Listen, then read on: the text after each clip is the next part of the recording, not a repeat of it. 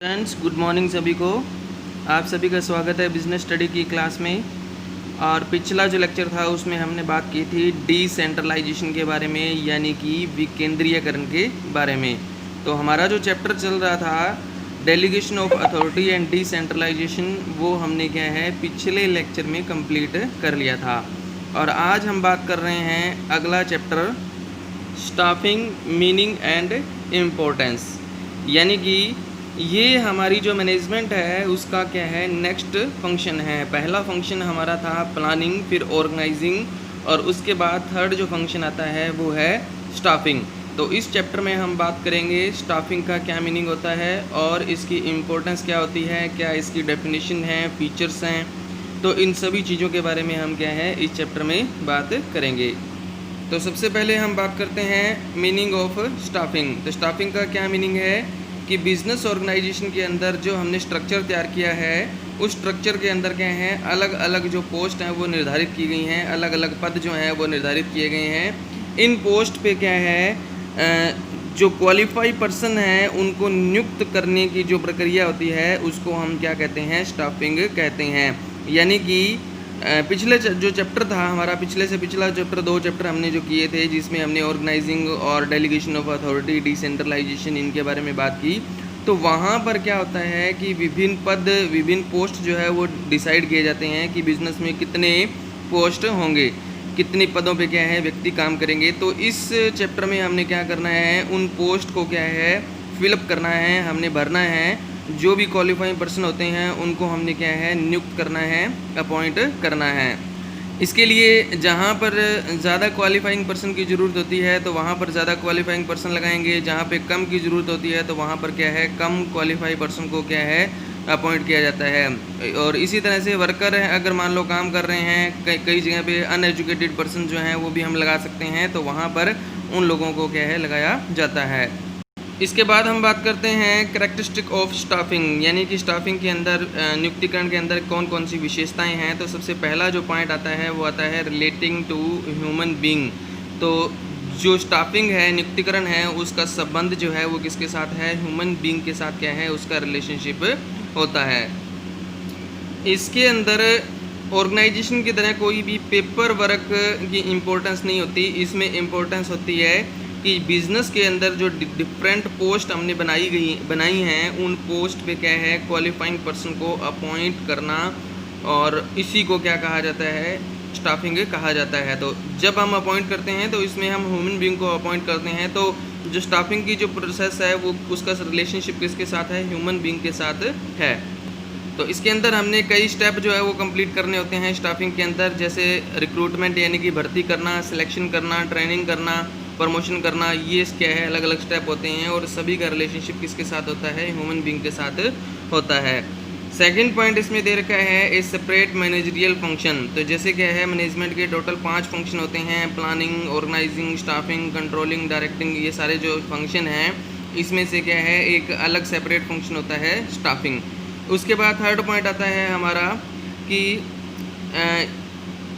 Staffing जो होती है उसकी ज़रूरत मैनेजमेंट के जितने भी लेवल होते हैं उन सभी लेवल पे होती है। चाहे हम टॉप लेवल जिसमें कंपनी के सीईओ, कंपनी के जनरल मैनेजर काम करते हैं, या मिड लेवल जो है जिस पे डिपार्टमेंटल मैनेजर काम करते हैं, या जो सुपरवाइज़र है लेवल जो है, थर्ड लेवल जो है लो लेवल, ठीक है। तो सभी के सभी जो लेवल होते हैं उन सभी में क्या है स्टाफिंग की ज़रूरत पड़ती है, क्योंकि सभी के सभी लेवल जो है अपनी ज़रूरत के अनुसार क्या है अपने अपनी जगह पे क्या है स्टाफिंग जो है वो करते हैं, लोगों को अपॉइंट जो है वो करते हैं।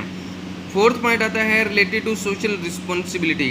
देखो बिजनेस की सोशल रिस्पॉन्सिबिलिटी क्या होती है, सामाजिक उत्तरदायित्व क्या होता है कि वो जिस सोसाइटी के अंदर काम कर रहा है वहाँ के लोगों को क्या करे, रोजगार की सुविधा प्रदान करे, एम्प्लॉयमेंट की अपॉर्चुनिटी क्या है उनको प्रोवाइड करवाए। और स्टाफिंग जो है उसका संबंध किसके साथ है, स्टाफिंग का रिलेशनशिप है एम्प्लॉयमेंट देने के साथ, यानी कि जो लोग हैं उनको नियुक्त करना, उनको जॉब देने से क्या है इसका संबंध है। तो स्टाफिंग का ये जो फंक्शन है ये क्या करता है, अपनी जो सामाजिक जिम्मेदारी है, सामाजिक जो उत्तरदायित्व है उसको क्या है सही से पूरा करता है।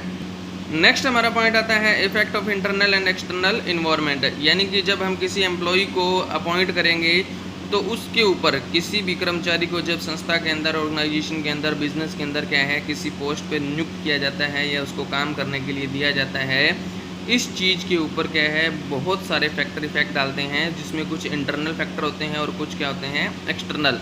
इंटरनल कौन से इफेक्ट डालेंगे, जब हम कर्मचारी को, एम्प्लॉय को नियुक्त करेंगे तो उसमें क्या है उसकी प्रमोशन पॉलिसी है, डिमोशन पॉलिसी है, ट्रांसफ़र पॉलिसी है, ठीक है, ये चीज़ें क्या है इफेक्ट डालती हैं। ये इंटरनल इन्वायरमेंट में शामिल किया जाता है। एक्सटर्नल में कौन कौन सी चीज़ें शामिल करेंगी, जैसे गवर्नमेंट की जो पॉलिसीज़ हैं, जॉब से रिलेटेड जो पॉलिसी हैं वो, या फिर क्या है एजुकेशन जो इन्वायरमेंट है वो, ये सब चीज़ें क्या है गवर्नमेंट की जो पॉलिसी से रिलेटेड हैं। इसी तरह से गवर्नमेंट की एम्प्लॉयमेंट से रिलेटेड जो पॉलिसी हैं, ये सारी चीज़ें जो है एक्सटर्नल इन्वायरमेंट में आती हैं, और ये भी क्या है कर्मचारी की अपॉइंटमेंट से रिलेटेड, एम्प्लॉय की अपॉइंटमेंट से रिलेटेड के ऊपर क्या है इफेक्ट डालती हैं। नेक्स्ट हमारे पास पॉइंट आता है नीड ऑफ स्टाफिंग, यानी कि हमें बिजनेस में स्टाफिंग की ज़रूरत क्यों पड़ती है, किस लिए हम स्टाफिंग का जो फंक्शन है उसको हम पूरा करते हैं।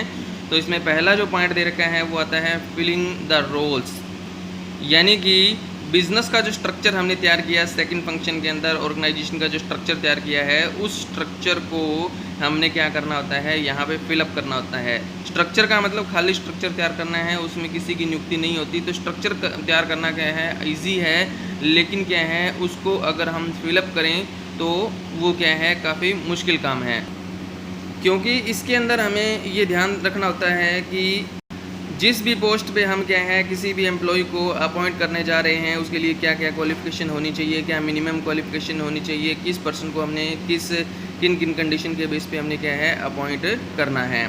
उसके बाद आता है सेकंड पॉइंट, कहता है कि ह्यूमन एम्पैसिस, यानी कि मानवता को क्या है इसमें महत्व दिया जाता है। देखो बिज़नेस में जितने भी रिसोर्स होते हैं वो सारे के सारे रिसोर्स जो हैं वो ह्यूमन बीइंग के ऊपर डिपेंड करते हैं, कि अगर ह्यूमन बीइंग बेटर होगा तो ही क्या है बाकी जो रिसोर्सेज हैं उनसे हम क्या है काम ले पाएंगे। लैंड, बिल्डिंग, प्लांट, मशीनरी वगैरह जितने भी रिसोर्स होते हैं उन सभी की तब तक कोई वैल्यू नहीं होती तब जब तक हम क्या है बिज़नेस में क्या है एक परफेक्ट एम्प्लॉय को, परफेक्ट ह्यूमन बीइंग को क्या है हम अपॉइंट नहीं कर देते, तब तक क्या है उनकी कोई इम्पोर्टेंस क्या है नहीं है, वो काम जो है वो अकेले वर्क जो है वो नहीं कर सकते।